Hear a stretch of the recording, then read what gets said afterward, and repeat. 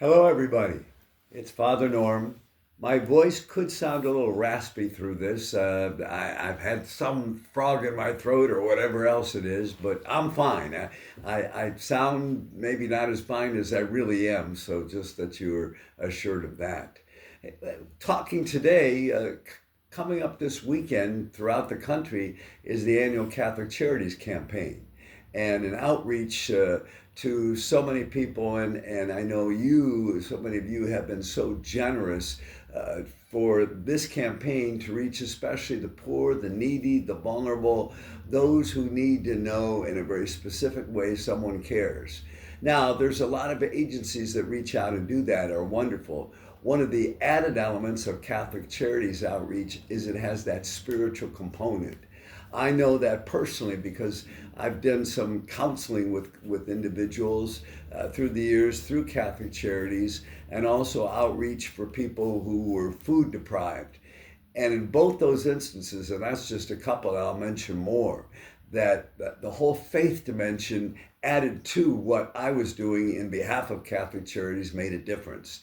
For those who had mental health issues, knowing and believing, and we could share that there's a God who loves you, who cares, who wants to make a difference in your life. There's parish communities that want to support you so you don't feel alone. Wow, I've seen the difference that's made over the years in giving people an extra added sense of hope. Also, where there's food insecurity and other kind of issues that people are struggling with, again, knowing that we care and knowing that God cares and knowing that they can be part of a community again that will be supportive of them in an ongoing kind of way.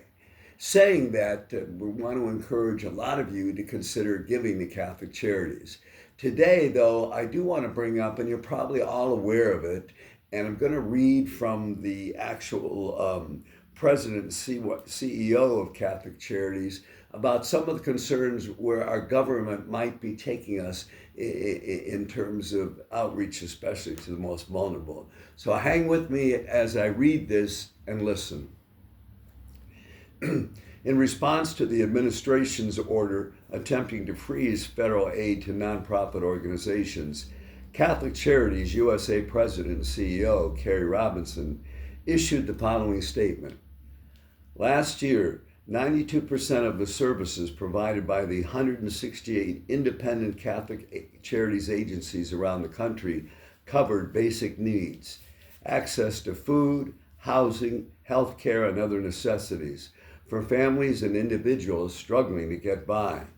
These vital services include food pantries for those who can't afford groceries, child care programs for low-income families, meal deliveries for homebound seniors, job training resources for veterans, temporary and permanent housing, mental health services, and much more. The millions of Americans who rely on this life-giving support will suffer due to the unprecedented effort to freeze federal aid supporting these programs. The people who will lose access to crucial care are our neighbors and family members.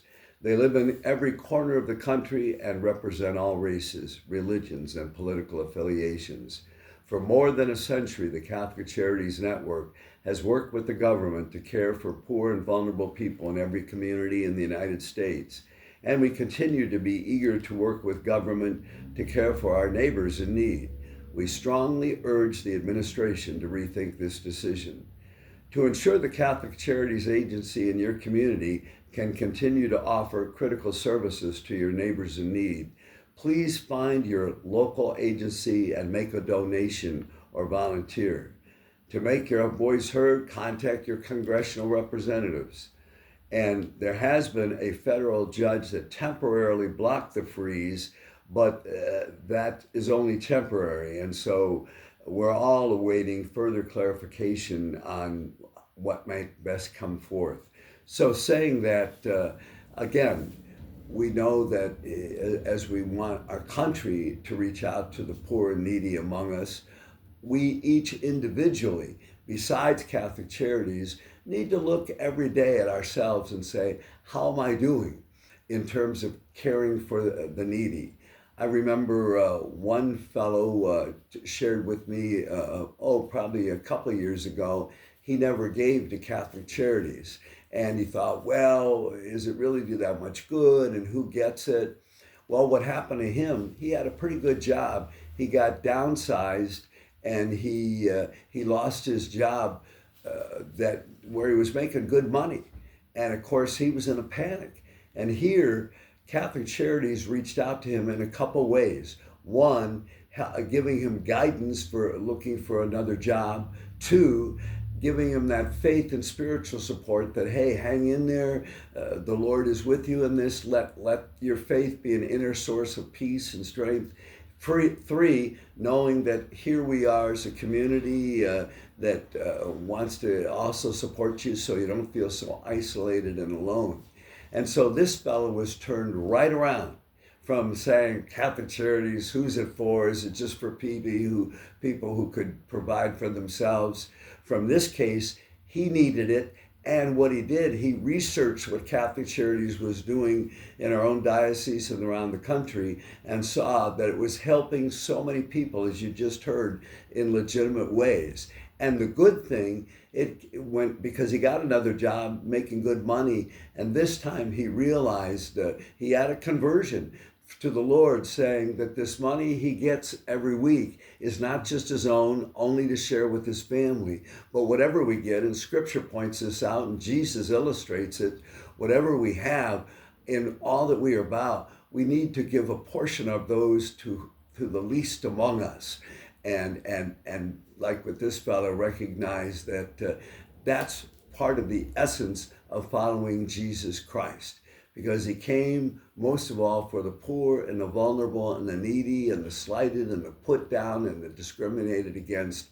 And he asks us to be his body, to be his arms, to be his voice in our own time today. So give in Catholic Charities and in other kinds of ways to give too.